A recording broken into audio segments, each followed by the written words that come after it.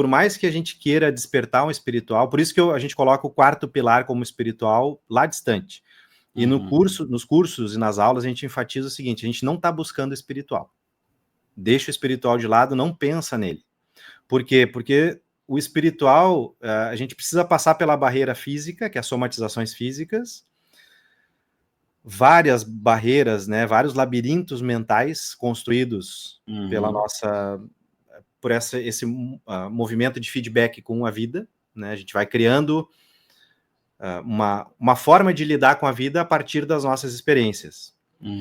Então a gente já viu, se lá no início a nossa percepção não foi bem... como é que é? A gente não está afinizado para o que está acontecendo e não consegue entender realmente o que está... interpretação de texto, né? Interpretar de verdade aquilo e já reagir prontamente, eu já vou criar uma programação e criar barreiras mentais.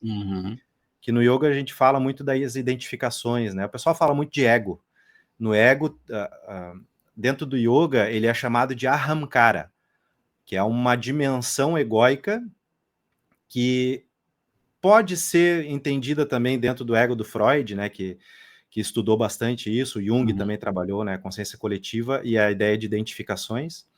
Mas vindo desse mundo oriental, a identificação com o ego, ele pode criar uma barreira tão grande. Por exemplo, eu estou conversando contigo, tu é um meditador, né? A gente se afinizou, então a gente se abriu para ter essa conversa. Por uma afinidade, não porque eu gosto de ti, mas sim porque eu estou permeável para esse assunto, né? Muitas pessoas têm barreiras. Eu já criei uma identificação de que eu não gosto de meditação. Então, quem medita, nem vou nem conversar, não vou nem abrir espaço. E isso é um bloqueio mental. Que vai limitar quando a gente estiver lidando com as pessoas ou com situações, que é, fazendo gancho com o que tu comentou, essa percepção mais sutil ou energética da vida.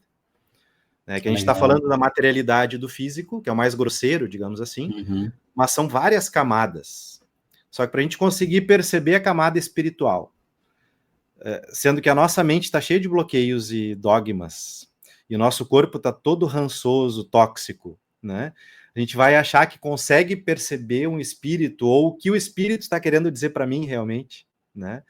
Então a gente tem bastante cuidado quando começa a entrar nessa dimensão da prática, porque assim, quando a gente vai avaliar, 99% das vezes ou mais é imaginação.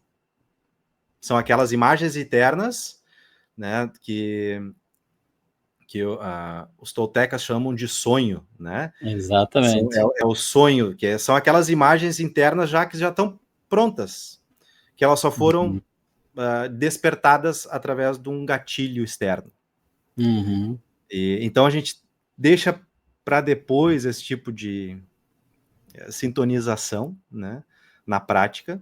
Claro, tem pessoas que já vêm com o seu radiotransmissor, receptor já pronto. E outras pessoas são mais... dependendo do karma, dependendo da vida da pessoa, o que ela tem para aprender, né? Os condicionantes de cada um vai ser mais fácil ou mais difícil. Então... mas essa dimensão da autopercepção do que pode vir a acontecer, com certeza, isso existe também, né? Cada um que está ouvindo vai ter uma experiência, vai ter uma percepção diferente daquilo que você está falando, daquilo que eu estou falando, vai tirar suas próprias conclusões, e isso é inevitável, né? Então a nossa função aqui é explicar o máximo possível para que mais pessoas compreendam, mas no final das contas, mesmo que a gente pratique a mesma meditação, mesma filosofia, cada um de nós vai ter a sua própria experiência.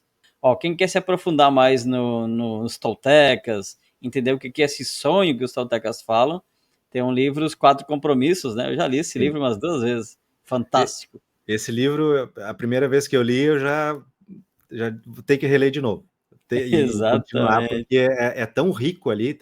É um livro bem fininho, ele é muito rápido de ler, mas a abordagem do conhecimento é tão profunda que daria para escrever uns 10 livros só sobre o conteúdo que existe. Existem várias camadas que durante a meditação a gente vai aprendendo a lidar, né? E essa camada mais intuitiva ela habita numa dimensão que no yoga a gente chama de akasha, que é o éter, né?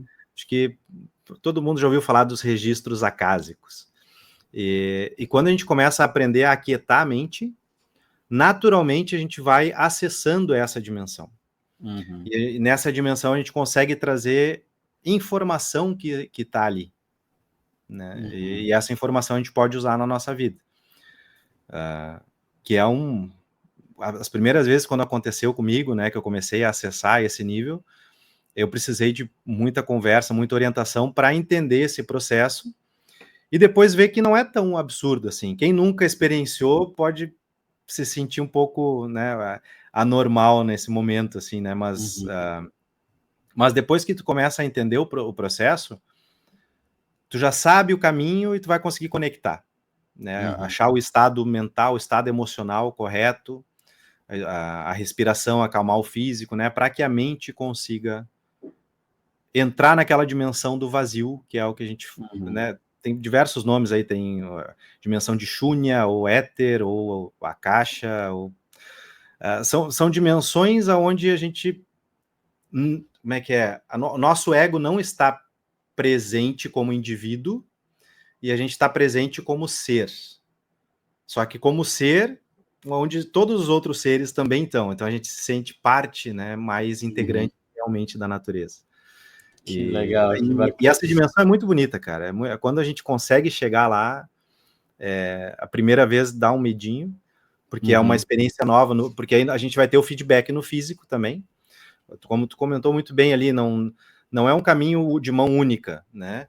Pessoa que é meditadora, ela naturalmente vai sentir necessidade de trabalhar o físico, e vice-versa. Né? Pessoas que já têm uma conexão espiritual mediúnica facilitada, elas precisam trabalhar o físico, o mental, o emocional, então um caminho vai puxar o outro, né? Para achar o equilíbrio. E tu comentou também sobre a questão da mente, né? Que é muito a ruminação, as conversas internas. Até nos Toltecs eles chamam de mitote, né? Que mitote é a palavra que eles falam, que são aquelas vozes que a gente começa a pensar, e aí começa a ter um monte de vozes dando ideia para nós, né? Trazendo assuntos, e é uma tagarelice infinita.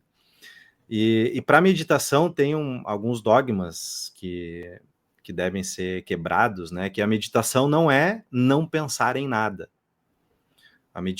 O estado meditativo é tu não ser afetado pelo pensamento.